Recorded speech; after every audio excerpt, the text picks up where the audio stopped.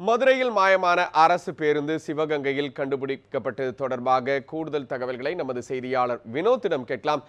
Vinod, CCTV கேமராவில் அதாவது பதிவான காட்சிகள் என்ன? தற்போது வாகனம் காணாமல் போயிருக்கிறது. மாட்டுத்தாவணி பேருந்து நிலையம் என்பது சிசிடிவி கண்காணிப்பில் இருக்கிறது. தற்போது யார் குற்றவாளி என்பது கண்டுபிடிக்கப்பட்டதா?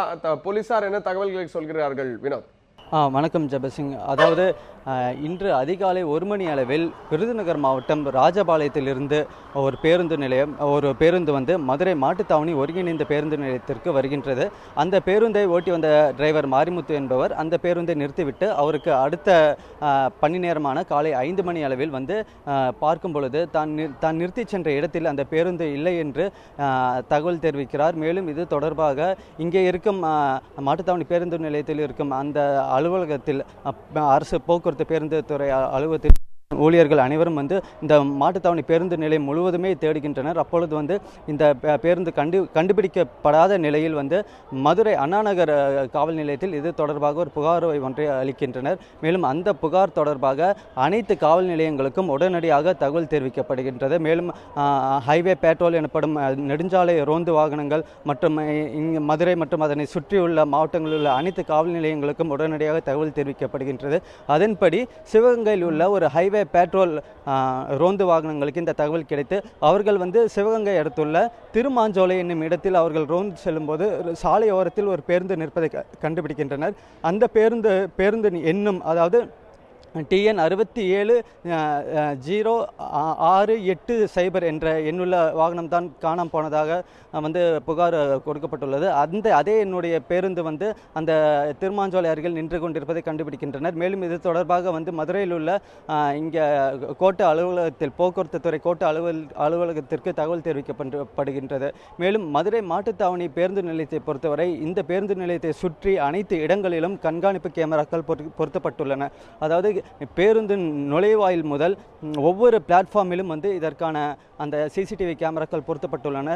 இதையை தாண்டி வந்து ஒருவர் வந்து பேருந்தை எடுத்து செல்வது வந்து இயலாத காரியம். அது மட்டுமல்லாமல் இங்கே மாட்டுத்தாவணி பேருந்து நிலையத்திலிருந்து வெளியே செல்லும் அனைத்து பேருந்துகளும் அதாவது பேருந்து வெளியே செல்லும் இடத்தில் வந்து ஒரு டோல்கேட் ஒன்று அமைந்துள்ளது. அந்த டோல்கேட்டில் இதற்கான அந்த எந்த பேருந்து வெளியே போகின்றதோ அந்த பேருந்தினுடைய எண்ணை வந்து குறித்து கொண்டு தான் வெளியே அனுப்புவர். இதையும் தாண்டி ஒருவர் எப்படி பேருந்து எடுத்து சென்றார் என்பது மிகவும் மர்மமாக உள்ளது.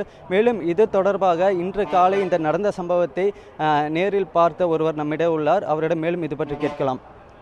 சார் வணக்கம். அதாவது இன்னைக்கு காலையில் இந்த சம்பவம் எப்படி நடந்தது? அப்போ இங்கே இருந்த சூழ்நிலை எப்படி இருந்தது? இப்போ Madurai Mattuthavani bus stand load பண்ணி சார் 15 வருஷமாக வேலை பார்த்துக்கிட்டீங்க. நான் இன்ன வரைக்கும் ஒரு சம்பவம் இந்த மாதிரி அசம்பவம் நடந்ததே கிடையாது. ஏன்னா உள்ள ஒரு பிளாட்பாரத்துக்கு 100 பேர் இருப்பாங்க, பேசஞ்சர் இருப்பாங்க. வண்டி வெளியே போகும்போது டோல்கேட் இருக்குது, ரசீது போட்டு தான் வண்டி வாங்குவாங்க. ஆனால் பஸ் ஸ்டாண்டை பொறுத்த இவ்வளோ பஸ் ஸ்டாண்டில் இன்றைக்கி தான் பஸ்ஸு இவ்வளோ தூரம் காணாமல் போயிருக்கு. பெரிய ஆச்சரியமாக இருக்குது. ஆனால் இந்த ஒரு சம்பவம் நடந்துக்கிறேன். நான் 15 வருஷமாக வேலை பார்க்குறேன். இந்த ஒரு சம்பவம் நடந்ததில்லை. இன்றைக்கி காலையில் இந்த பேருந்து காணாமல் போன பிறகு இங்கே இருந்த சூழ்நிலை எப்படி இருந்தது? போலீஸார் வந்தாங்களா? என்ன சொன்னாங்க? என்ன விசாரித்தாங்க?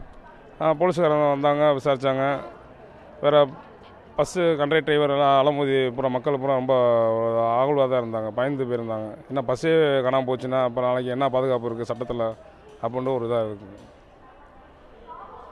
அதாவது ஜெபசிங், இந்த பேருந்து வந்து காணாமல் போனது ஏதோ ஒரு தற்செயலாக நடந்த ஒரு விஷயமாக பார்க்கப்படவில்லை. மேலும் போலீசார் விசாரணையில் முதல்கட்ட விசாரணையில் அதாவது முன்னாள் பேருந்து ஓட்டுநர்கள் அனைவரும் வந்து விசாரணை வளையத்துக்குள் வந்திருக்கின்றனர்.